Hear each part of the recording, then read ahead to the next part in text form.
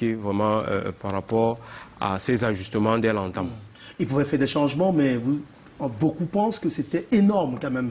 9 titulaires sur le banc au coup d'envoi. Beaucoup trouvent que c'est énorme. Il aurait pu quand même faire du 50-50. Oui, justement, je disais 9 c'est énorme, c'est énorme. 9 remplacements, c'est énorme. C'est vrai que plusieurs sont pour la question de savoir, ah oui, on a remplacé tout le monde, pourquoi Eboussi c'est le seul joueur camerounais, en dehors des gardiens de but, qui n'a malheureusement pas eu la chance de toucher à l'air de jeu pendant cette compétition. Moi, je pense que c'était énorme. Et il y a beaucoup de mécanismes de récupération que le staff technique aurait pu utiliser pour, n'est-ce pas, permettre à ce qu'on ait quand même une équipe. Vous savez, quand on regarde la défense centrale, c'est la toute première fois qu'elle joue. Toute la défense en elle-même, oui, c'est la toute première fois qu'elle joue ensemble. Le milieu de terrain en lui-même, même la ligne d'attaque. Bref, il y avait juste 2-3 éléments qui avaient déjà eu à jouer. On peut citer comme ça Andrew Nana, Umgwet. Il a fait des expérimentations sur un match à enjeu dans tous les cas. Voilà, il faut dire qu'une équipe, plus elle joue ensemble, plus elle se... justement, on reviendra dans cette émission sur les quiproquos d'avant cette rencontre, parce qu'il y a une information majeure, quand même, puisque la liste transmise par la Fédération camerounaise de football à la CAF pour cette rencontre contre le Burkina Faso, eh bien, c'était Eric Maxime Choupo-Moting qui était capitaine et titulaire pour amener cette équipe, eh bien, à 1h du match, lorsque la CAF annonce sa liste, Choupo-Moting ne figure pas sur la liste. On reviendra sur cette info dans quelques minutes seulement. Mais l'info du soir, aussi au thème de cette rencontre entre le Cameroun et le Burkina Faso, eh bien, c'est le doublé de Vincent Aboubakar qui n'est pas anecdotique. Ce doublé, en à peine, on va dire quoi, 5 minutes, puisqu'il marque à la 85e, il marque à la 88e, un doublé en 3 minutes, avec son importance, 8 buts en 7 rencontres de Coupe d'Afrique des Nations. Il va forcément terminer meilleur buteur de cette compétition, puisque le second c'est Toko Ekambi avec 5 buts et que le troisième est déjà éliminé de la compétition. Mané est à 3 buts et par là. Et puis Aboubakar Vincent, c'est 35 buts en 87 sélections chez les Lions.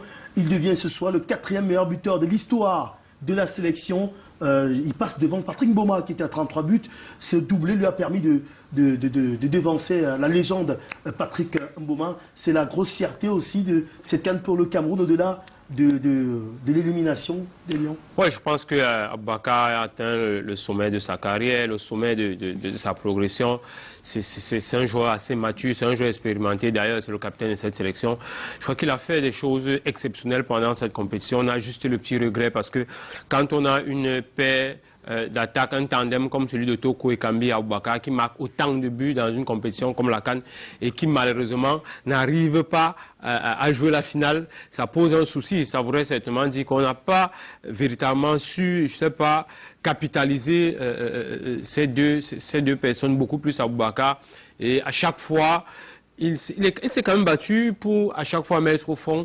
Je crois que c'est quelqu'un qui a toujours démontré depuis qu'il est en sélection nationale. Est-ce qu'il se rachète de son attitude après l'élimination? Son interview qui a fait le tour du monde où il a pour beaucoup lâché ses coéquipiers. On a vu un capitaine plus humble. Il est entré, il n'a même pas jubilé son premier but. On a senti qu'il en voulait plus lorsqu'il est entré au lieu de reprocher quelque chose à ses coéquipiers. Il est entré directement dans le match. Est-ce que ça te permet de se racheter un peu de sa bourde communicationnelle lors de l'élimination en demi-finale il y a 2 jours? Bon, personnellement, moi, je ne considère pas trop comme la bourde. C'est-à-dire qu'après, vous savez, dans le vestiaire, moi, je suis entraîneur dans le vestiaire. Parfois, il y a des langages qu'on emploie. Peut-être qu'il aurait dit dans le vestiaire que ce serait passé et puis vous n'aurez pas eu le même sentiment. Je crois qu'il y a des personnes qui sont comme ça, elles sont entières, elles disent ce qu'elles pensent. Il n'y a pas des choses en dessous. Elle vous dit exactement ce qu'elles pensent. C'est pour ça qu'à des moments, l'important parfois de perdre parce que dans la défaite, on voit les véritables problèmes qu'on a aujourd'hui. On fera plus ou moins beaucoup plus attention. Voilà, on fera beaucoup plus attention. Non, je ne sais pas le mot, peut-être le diagnostic. Voilà, le diagnostic ne sera vraiment pas le diagnostic de fond, peut-être parce qu'on a pris la médaille de bronze. Moi, je pense que il ne faut pas laisser passer le message d'Aboubakar comme ça. Il faut véritablement faire un diagnostic de fond. Il faut essayer de voir qu'est-ce qui n'a véritablement pas marché. Pourquoi est-ce qu'il a réussi à dire de telles choses de façon publique? Ça permet de pouvoir rebondir parce que, comme le président de la fédération l'a dit dans le vestiaire la dernière fois, on est sur la route du Qatar. Oui, si on va sur la route du Qatar, voilà, il va falloir véritablement faire le véritable diagnostic. Qu'est-ce qui ne marche pas, qu'est-ce qui n'a pas marché, essayer de voir comment est-ce que cela... Bon, après, je pourrais, moi, personnellement, moi, je vois pas ça comme une boute communicationnelle. Hein. Parfois, on leur dit, pourquoi vous n'avez pas parlé en un certain moment. Il a dit ce qu'il ressent. Il a estimé que il fallait jouer pour l'équipe. Certains ne l'ont pas fait. Et après, ça paye cash. Il a estimé que sa réaction était disproportionnée parce que lui également n'a pas fait un bon match. Il a fait un non-match ce jour-là.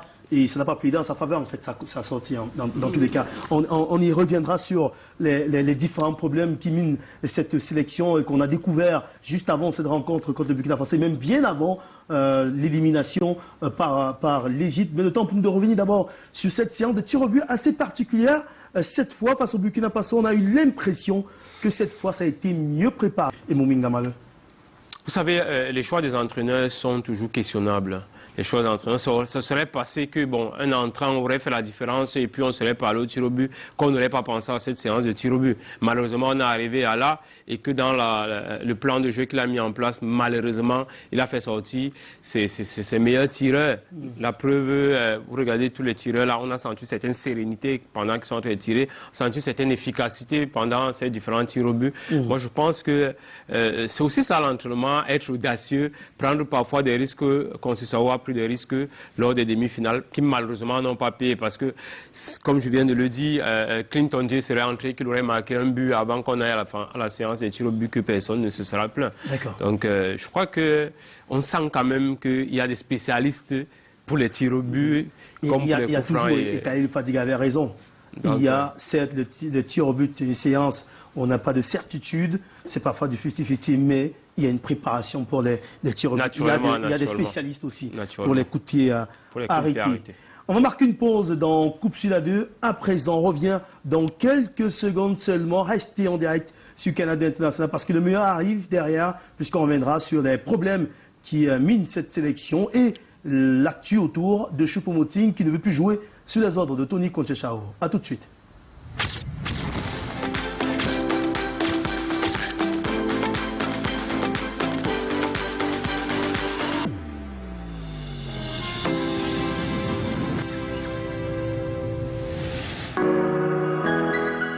Comme toutes les personnes actives, mes journées peuvent être très chargées.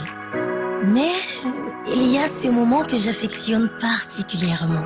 Quand je me réhydrate avec Source Tanguy pour me reconnecter à une source inépuisable de bien-être. Je suis privilégiée de vivre ces moments uniques et authentiques qui me permettent de donner le meilleur de moi-même. Source Tanguy, plus qu'une eau minérale naturelle, c'est une classe au-dessus. Attention, ce coup de tête qui passe juste à côté. Avec une première possibilité, ce centre dans la zone de préparation. Anticipation à la compétition phare du continent africain. Attention à la frappe. En Afrique, le football coule dans nos veines. 33 Export, supporter numéro 1 du football.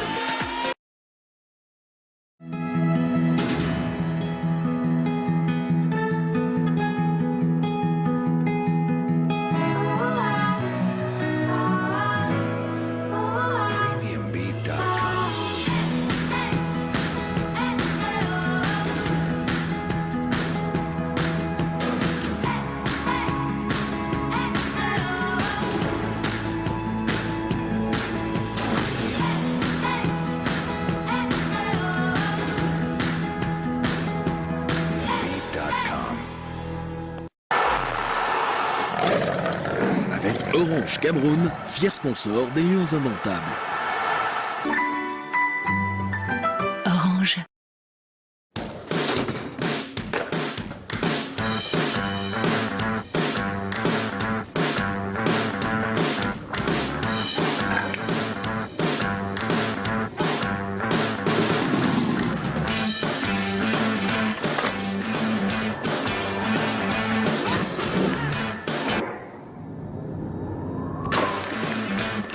XXL, faites le plein d'énergie pour en mettre plein la vue. XXL, c'est petit mais c'est puissant.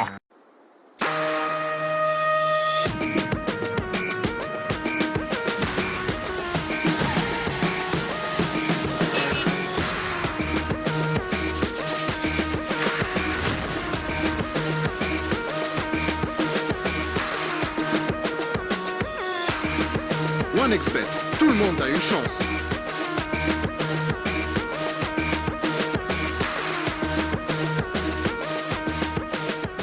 En pleine crise de la Covid-19 et de tous ses variants, des changements climatiques et de la pollution, la qualité de l'air n'a jamais été aussi importante. Et respirer de l'air pur dans les espaces fermés devient de plus en plus compliqué. Respirer l'air pur est vital pour la santé. Une étude financée sur l'efficacité des purificateurs d'air dans la lutte contre la Covid et de tout type de virus et bactéries. Le docteur Antoine Plahaut, épidémiologiste et directeur de l'Institut de santé de Global Université à Genève, donne son avis là-dessus. On en a vraiment besoin, je dirais essentiellement dans les endroits où on ne peut pas assurer une ventilation correcte. Dans des écoles, des restaurants, des discothèques, des bars. Ce gérant va opter pour un purificateur d'air. Dans les 500 € par mois en location. C'est une charge supplémentaire, bien sûr, sachant qu'on nous réduit la jauge. Mais bon, il faut bien commencer à un moment et pour s'apercevoir que tout s'améliore. En tout, 3000 capteurs et 2000 purificateurs vont être installés pour un coût total de 10 millions d'euros. On a été la première région en France à diffuser des purificateurs d'air. On est la première région en France à avoir fait un partenariat scientifique avec un bureau technique qui nous accompagne sur ces questions de qualité de l'air. Jean Lang, médecin et adjoint au maire de Mons en charge de la santé, donne un avis très favorable sur les purificateurs d'air. Ce sont ce qu'on appelle des filtres HEPA qui ont été démontrés comme efficaces dans la filtration du virus, donc dans la protection et donc qui permettent de recycler un air qui est lui-même débarrassé du virus. Et nous pensons que c'est apporté donc une sécurité sanitaire. Bonjour les enfants. Même Jean-Michel Blanquer, ministre de l'Éducation nationale, le recommande. Nous encourageons les collectivités pour les capteurs de CO2 et les purificateurs d'air. Cela fait d'ailleurs des mois que cela s'est amorcé. La responsable clientèle de la société Ibecom SARL, distributeur exclusif au Cameroun et en Afrique centrale des purificateurs d'air, nous donne de plus amples explications. Le SARS-CoV-2 se transmet essentiellement par voie aérienne et notamment par des micro-gouttelettes et des aérosols présents dans l'air qui, faute d'aération suffisante, ne se renouvellent pas et restent en suspension dans l'air pendant plusieurs heures et se diffusent sur plusieurs dizaines de mètres afin de renouveler l'air. Qui est concerné, pour répondre à votre question, ce sont tous les milieux clos, à savoir les hôpitaux. Ça, c'est aberrant même que des hôpitaux n'en soient pas munis, parce que c'est des endroits clos où les bactéries se développent à une vitesse exponentielle.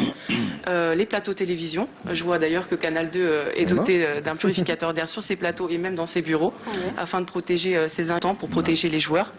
Les salles des fêtes, les salles de réception, les voitures, et nous avons un purificateur spécialement adapté aux voitures. Nous encourageons tout le monde à se munir d'un purificateur d'air afin de renouveler l'air. La santé n'a pas de prix. Protégeons-la. Justement, sur ce plateau, nous sommes également protégés avec le purificateur d'air qui est avec nous, juste là, entre moi et Kotiani Sekou. Justement, nous nous sentons donc protégés avec ce purificateur d'air qui diminue un peu les bactéries, le virus à coronavirus dans l'air, ici, dans cette grande pièce, notre studio en direct de Yaoundé. 3 infos majeures ce soir. La 3e place obtenue par le Cameroun. Le titre de meilleur buteur de Vincent Boubacar qui tape également un record. On va revoir justement cette info-là. Il égale le record quand même de Laurent Pokou, l'Ivoirien, qui avait marqué 8 buts lors de la CAN 1970, même si à l'époque il avait marqué ses 8 buts en 5 matchs. Seulement, Boubacar l'a fait en 7 matchs. Mais ça fait depuis 1974, date du record historique de 9 buts sur une édition inscrite par le Congolais Pierre Mundama, qui avait inscrit donc 9 buts en 1974, le record ultime sur une édition depuis 1974. Aucun joueur n'a pu dépasser la barre des 7 buts. Il faut le faire, il faut le faire. Le dernier en date, c'était 2 en 1998, Benny McCarthy, qui avait terminé comme meilleur buteur avec cette réalisation. Depuis Benny McCarthy, personne n'a pu atteindre la barre de 7 buts. Aboubakar a même dépassé cette barre-là. Et le dernier à avoir atteint 8 buts, c'était en 1974, Pierre Mundama, donc justement, qui a le record ultime avec ses 9 réalisations inscrites à la CAN 1974. Ce n'est pas rien quand même, cette performance de Vincent Aboubakar. Il faut le faire, comme je disais. Et malheureusement, le petit pincement qu'on a, c'est que l'équipe n'a pas, ou alors on n'a pas su véritablement profiter, parce que quand on a un joueur qui marque autant de buts, on aurait pu le mettre dans les positions idéales. Ça revient encore à son discours. Après, comme je le disais dans sa communication, chaque joueur en poste. On ne va pas demander aux gardiens de but Andrew Nanadou de marquer des buts. On ne va pas demander aux défenseurs centraux de marquer des buts. Mais c'est Aboubakar Vincent, au regard de son poste, qu'il revient la responsabilité de mettre les ballons au fond. C'est pour ça qu'à un certain moment, il se plaint, mais de passer les ballons, parce que c'est son travail de mettre les ballons au fond. Donc je crois que on est plutôt fiers que ce soit lui qui puisse, n'est-ce pas, arriver à ce niveau de compétition, arriver à ce niveau, battre un tel record. Je crois que il faut le faire et c'est à féliciter. Le record est détenu par Pierre Ndaye Moulamba, le Congolais, avec ses 9 réalisations en 1974 sur une édition. Et Samuel Eto'o garde le record sur plusieurs éditions, 18 buts sur son ensemble de CAN. Il avait dévancé Laurent Poko, Yabel Lurette maintenant. Donc Vincent Aboubakar entre également dans l'histoire de cette Coupe d'Afrique des Nations, mais aussi dans la sélection camerounaise. C'est le premier joueur camerounais a inscrit 8 buts en phase finale de CAN, dans une phase finale de CAN. Même Samuel Eto'o n'a pas fait ça. Donc, il a vraiment dépassé le record qui était de 5 buts sur une édition. Il est allé jusqu'à 8 buts.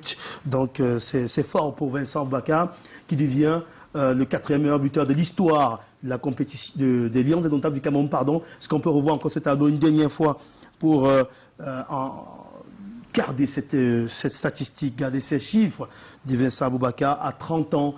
On rappelle qu'il a 87 sélections pour 35 buts chez les Lions indomptables du Cameroun.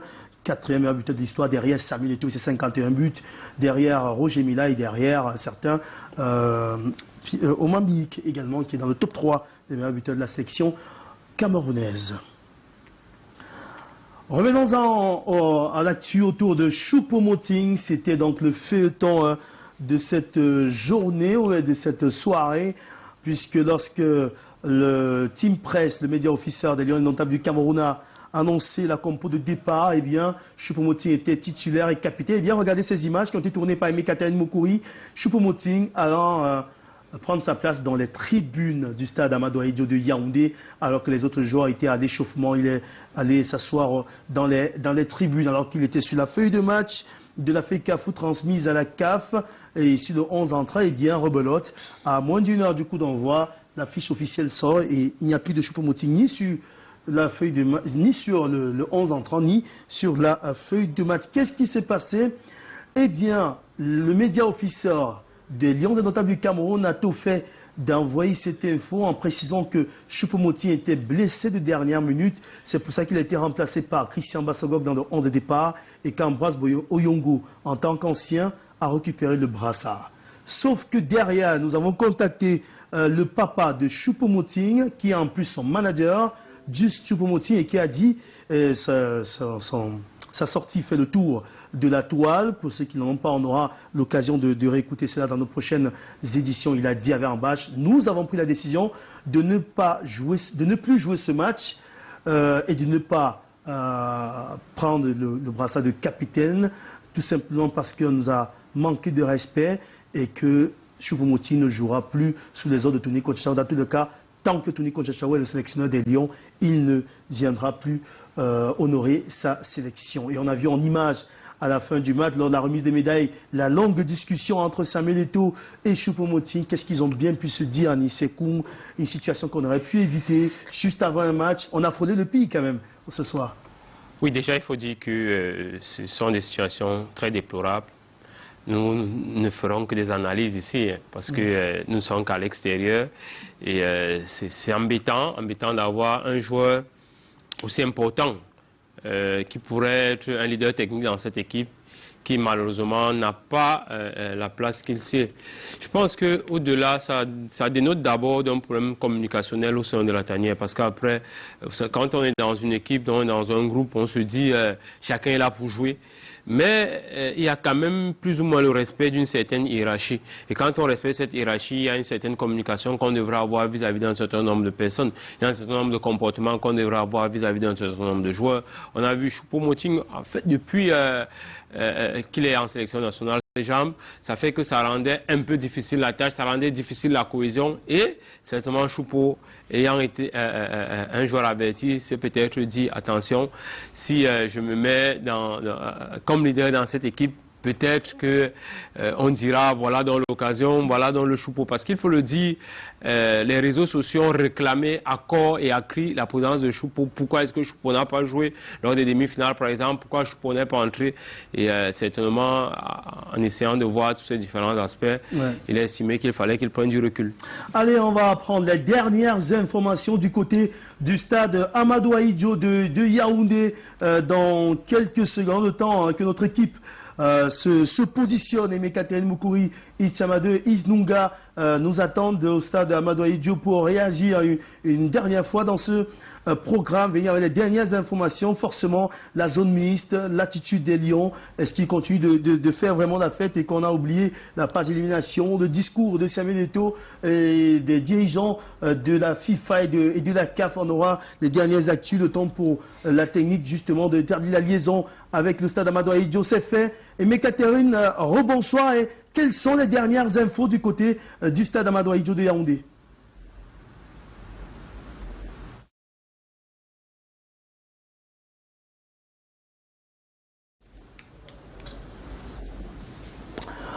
On va tenter de rétablir la liaison entre Yaoundé et le stade Amadou Ahidjo. Justement, on y reviendra. Mais aussi, on tient à souligner que le président de la FIFA a réagi par rapport à l'organisation de la CAN. Allez, on repart du côté du stade Amadou Ahidjo, retrouver Mekaterine. Non, c'est plutôt cette réaction de Gianni Infantino, un extrait capté par Luciano Ndiakou et André Mirabeau-Mahop qui revient sur l'organisation de la CAN, sur le rôle de la FIFA qui a été beaucoup quand même hué. Et on rappelle l'info obtenue hier avec le TAS qui a donc blanchi Issa Hayatou qui était donc libre de tout mouvement pour participer à cette finale de la CAN qui arrive donc ce dimanche. On écoute Gianni Infantino.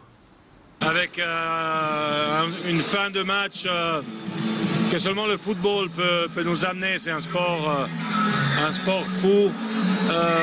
Quand on pense qu'on a tout vu, on voit quelque chose qu'on n'avait jamais vu auparavant.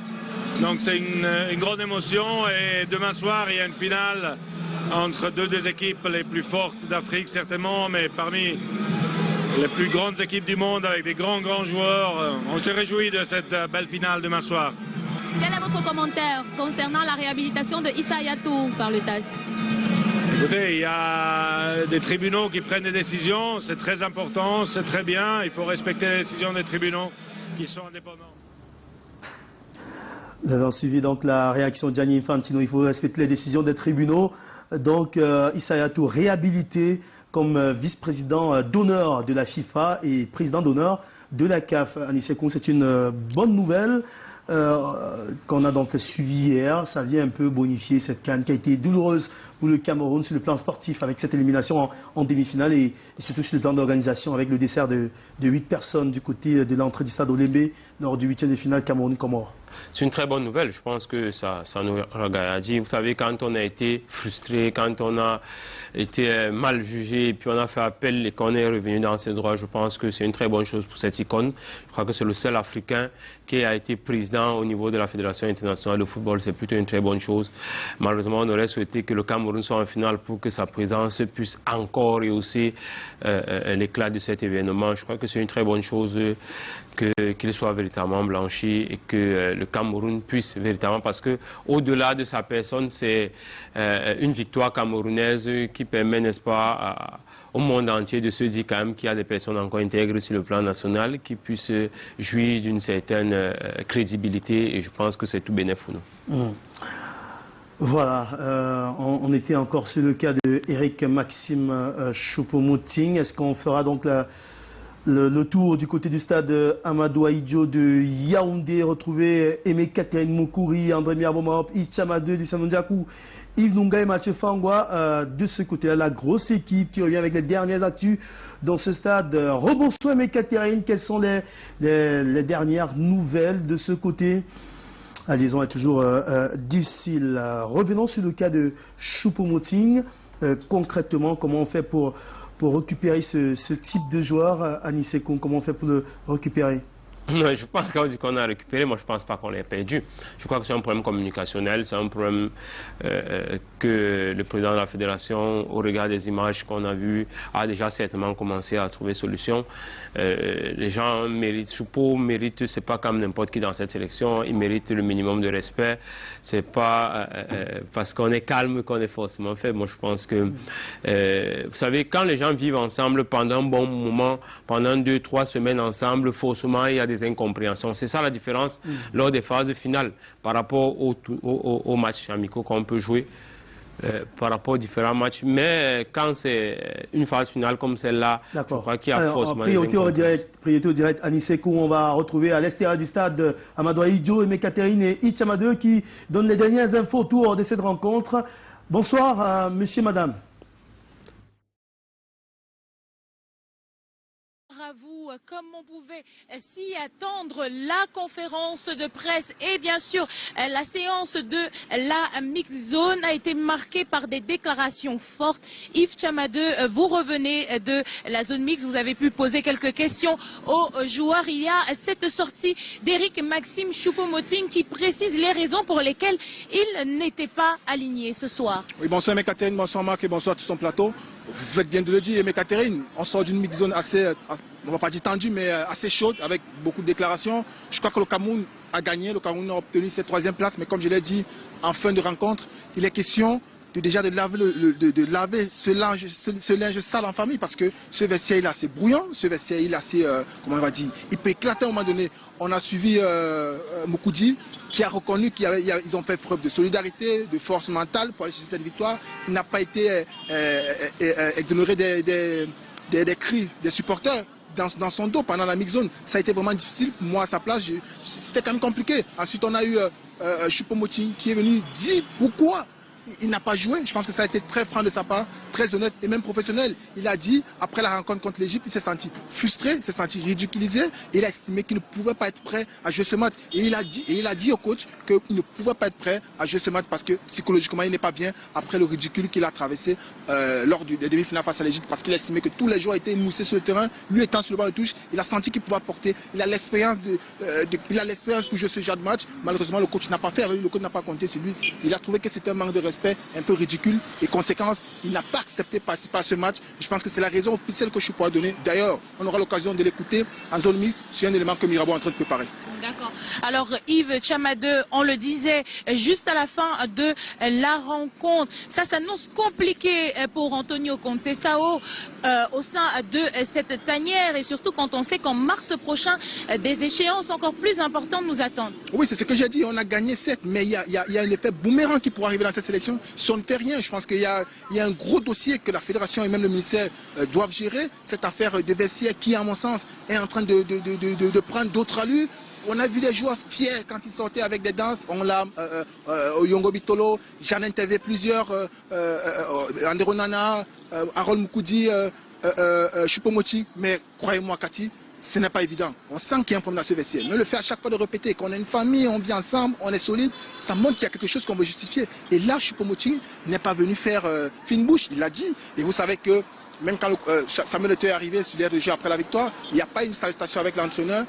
Donc on a interprété ça bizarrement. Dans le vestiaire, Choupo-Moting apparemment pour faire dire apparemment parce qu'on ne pouvait parler au conditionnel, il a eu quelques échanges avec Zambo pas très courtois. Donc en revenant sur la zone, il a été clair en disant qu'il ne pouvait pas jouer ce match. Et pour lui, il aime le public camerounais, il aime le peuple camerounais, il aime ce pays. C'est la raison pour laquelle il a dit, si je ne suis pas 100%, je ne peux pas jouer et défendre les couleurs de mon pays. Parce que bien avant, il y a eu des événements assez difficiles pour moi à vivre et conséquence, il n'était pas prêt à jouer ce match. Et je pense que c'est le réel chantier aujourd'hui, à l'aube de la rencontre face à l'Algérie, très important pour une participation en face à la Coupe du Monde. Vous savez, contre l'Algérie, si on ne se qualifie pas, ce sera la première fois que le Cameroun passe deux participations absentes de la phase de la Coupe du Monde. Donc, je pense qu'il y a un dossier chaud qu'il faut gérer au niveau de la Fédération camerounaise de football et au niveau du MINSEP. Alors, Marionel Chouamau, nous sommes encore ici au stade Amadou Ahidjo où vient de se terminer cette rencontre. Peu à peu, le public libère les lieux. Il y a à peine quelques minutes que le bus des Lions Indomptables a quitté cet endroit. Comme Yves Chamadeu vous l'a précisé, c'est la célébration de la victoire de cette 3e place qui apporte quand même du réconfort après l'échec en demi-finale. Mais il y a beaucoup d'autres choses qui restent à gérer. Du moins, ce sera après la finale de la Coupe d'Afrique des Nations, 33e édition. Et ce sera demain. Marionel Chouamau, on se retrouve donc à très bientôt.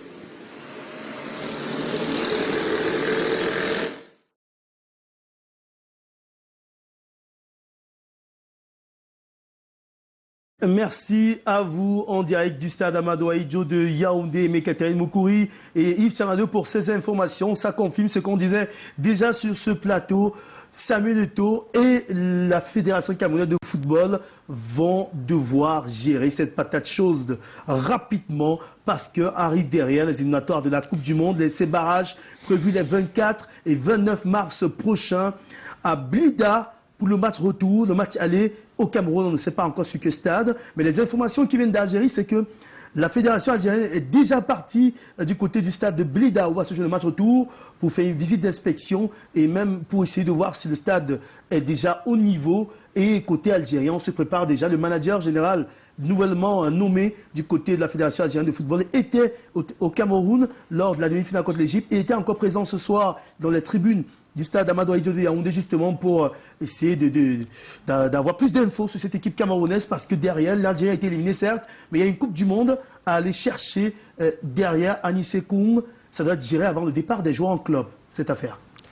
Non. Parce qu'après, le prochain regroupement, c'est en mars et ce sera déjà la Coupe du Monde, on n'aura pas tous les joueurs. Est-ce que ce n'est pas le moment avant le départ des joueurs lundi, de crever l'abcès une fois et pour toutes et que derrière les administrateurs essaient de voir avec le staff technique comment régler ça et surtout la situation de Tony Conchechao, s'il part ou s'il reste? Non, je ne pense pas. Je crois que, vous savez, en entraînement, l'autocritique ne se fait pas là. Les tensions sont encore fortes. Il ne faudrait pas... les gens vont prendre des décisions hâtives, il faut laisser un peu que le temps passe un peu pour les voir peut-être de façon individuelle, que l'adrénaline descende un peu pour les voir de façon individuelle. Vous savez, après le match contre la Côte d'Ivoire gagné à Japoma, certains de vos confrères me demandaient dans quel état d'esprit il faut préparer le dernier tour. Je leur dis, et je leur ai dit encore, il fallait voir l'état d'esprit après la CAN. Maintenant que la CAN est terminée, je pense que ce n'est pas le même état d'esprit qu'on a vu lors de ces derniers matchs qu'on voit aujourd'hui. Aujourd'hui, c'est toute notre équipe, vos collègues, vos confrères viennent de le dire là tout à l'heure, c'est un sérieux problème. Il ne faudrait pas que la victoire d'aujourd'hui donne l'impression que tout est beau. Il faudrait véritablement qu'un diagnostic soit véritablement fait au sein de cette sélection, que le président de la fédération essaye de voir qu'est-ce qui n'a pas vraiment marché, qu'est-ce qu'il faudrait faire pour que les joueurs vivent ensemble, qu'est-ce qu'il faudrait faire. Parce qu'après, s'embrasser n'est pas la chose la plus importante. C'est regarder dans la même direction que la chose la plus importante et rester professionnel. Parce qu'après, on peut jouer dans la même équipe. Vous êtes travaillez pour Canal 2, vous n'êtes pas obligés tous d'être des amis, mais vous travaillez pour la même institution. On travaille pour le football, on travaille pour l'équipe nationale du Cameroun. On a le devoir de rester professionnel pour que le Cameroun puisse gagner des lauriers au fur et à mesure. Donc moi je crois que ce n'est pas la peine de se presser à prendre une décision d'ici lundi, mardi, quand les joueurs sont encore là. Déjà que chacun de ces joueurs a son agenda en club. Certainement, d'autres vont partir dès demain, après-demain, autres. Parce que quoi qu'on dise, pour un pays organisateur, gagner une médaille de bronze n'est pas le laurier, c'est pas le saumon. Il y a la situation de Tony Conchechao à régler et il faut qu'il y ait quand même une communication autour. Soit on lui dit ouvertement qu'on lui fait confiance pour les barrages à venir contre l'Algérie, soit on lui reprécise ce thème du contrat. Le premier objectif n'est pas rempli puisqu'on n'a pas atteint la finale comme c'était stipulé, ni encore moins remporter la compétition. Il faut situer maintenant l'entraîneur pour qu'il sache s'il doit être, s'il a tout le monde derrière lui pour ce match à venir. Ce ne sont pas, moi je crois, Max, ce ne sont pas des décisions hâtives. Au-delà des ambitions qui ont été données à l'entraîneur, il faut dire que derrière ces ambitions, Conceição a signé a renouvelé son contrat de 2 ans, qui n'a même pas encore fait 1 an. Et maintenant, comment est-ce qu'il va falloir rompre ce contrat? Il faudrait bien que toute la cellule juridique, toute la fédération, tout le ministère réunissent tout, on voit les tenants aboutissants, qu'on essaie de voir quelques jours. Non, pas forcément 1 mois. Plus tôt on prend la décision, plus tôt on sait où on va. plus on perd le temps, plus également... D'accord. Il faudra régler cette situation rapidement. Moi, je pense qu'il faudrait la régler d'ici avant le mois de mars. Lundi, comme des gens bon, d'ici avant le mois de mars. Oui, avant le mois de mars. Un mois qui sera particulier parce que ça permet aux coachs aussi d'aller en club, regarder les joueurs s'ils sont bien en club, performants et autres, et qu'il y a le championnat camerounais qui reprend. Il faudra également regarder tout cela. Merci, coach Yannis Sekou, d'être passé par ici. C'est moi qui vous remercie. Je ne pourrais pas partir sans que vous nous donniez votre actualité personnelle.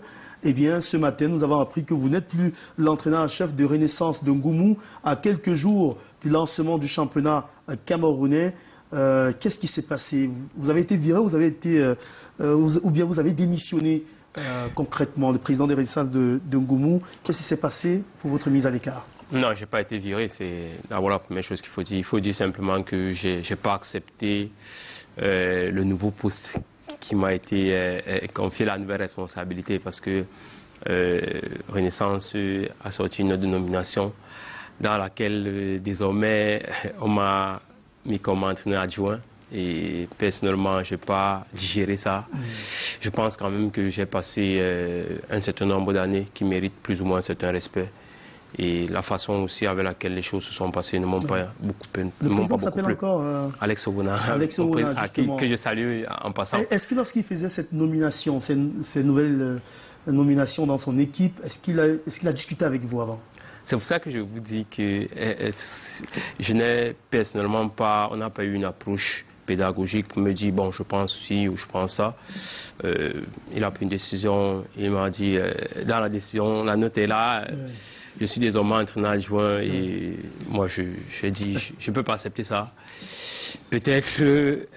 Est-ce que ce n'est pas une façon également de vous pousser vers la porte en vous forçant de prendre le poste de coach adjoint alors que vous avez été entraîneur principal en Elite 2, vous avez frôlé même la montée, même si vous êtes monté finalement? Bon, je ne vais pas le dire comme ça. Vous savez, l'équipe ne m'appartient pas, il y a une administration, elle prend ses décisions. Mais mon droit également, c'est... Vous savez, quand on veut faire un travail, il faut être psychologiquement prêt à faire ce travail. Je lui ai simplement dit, je ne peux pas assumer les rôles d'entraîneur adjoint dans une équipe dans laquelle j'ai été principal pendant un certain nombre d'années et qui, par la grâce de Dieu, a eu la chance d'accéder quand j'étais encore présent. Ouais, d'accord. Merci à vous pour ces infos. On aura l'occasion d'y revenir dans d'autres programmes. Merci à toute l'équipe technique ici, dans notre studio de Yaoundé pour la réalisation de ce programme. Thierry Kanto, Léonard Dombou et puis à Douala, Colin Zouanchouan qui a battu un colonne de sap aujourd'hui pour assurer la liaison entre Yaoundé et Douala en direct des différents stades. Olembe, Amadou Aïdjo pour ces journées de direct pour la veille de la finale. On rappelle que la finale de la CAN quand même, la finale c'est ce dimanche à 20h. Le président de la République sera bel et bien au stade. Le chronogramme est connu. Le président de la FIFA est là. Gianni Infantino, vous l'avez écouté il y a quelques minutes maintenant. Merci à toute l'équipe du côté du stade Amadou Aïdjo, André Miarbo-Marob, Mathieu Frangois, Lucien Ndjakou, Yves Nunga, Yves Tchamadeu et Catherine Moukouri. Merci à vous de nous avoir suivis également jusqu'à tard dans la nuit. Rediffusion de ce programme ce dimanche, bien sûr.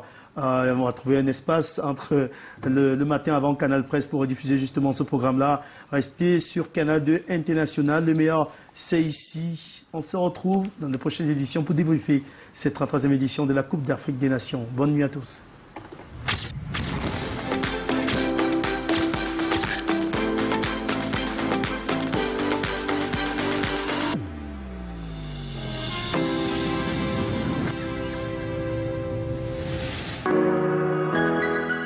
Comme toutes les personnes actives, mes journées peuvent être très chargées.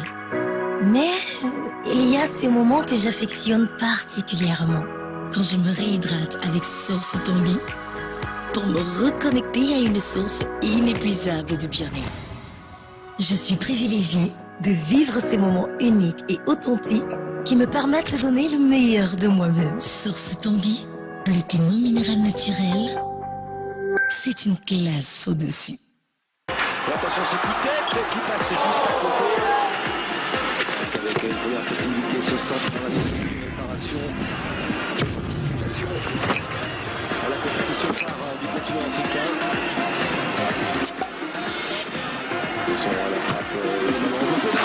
En Afrique, le football coule dans nos veines. 33 Export, supporter numéro 1 du football.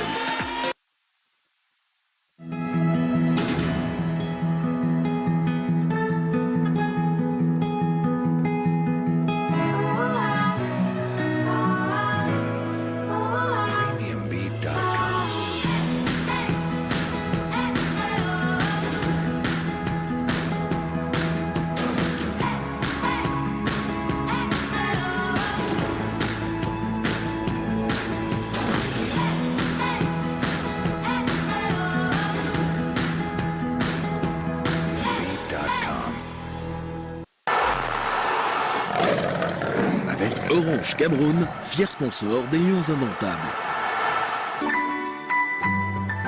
Orange.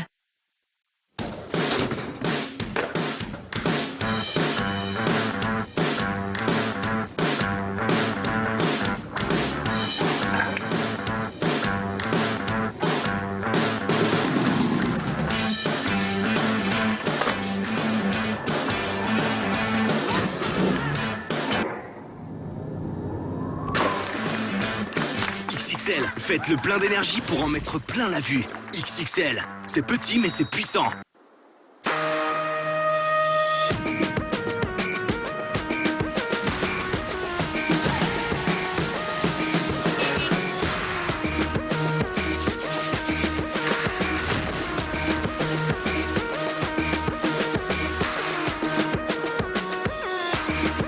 OneXBet, tout le monde a une chance.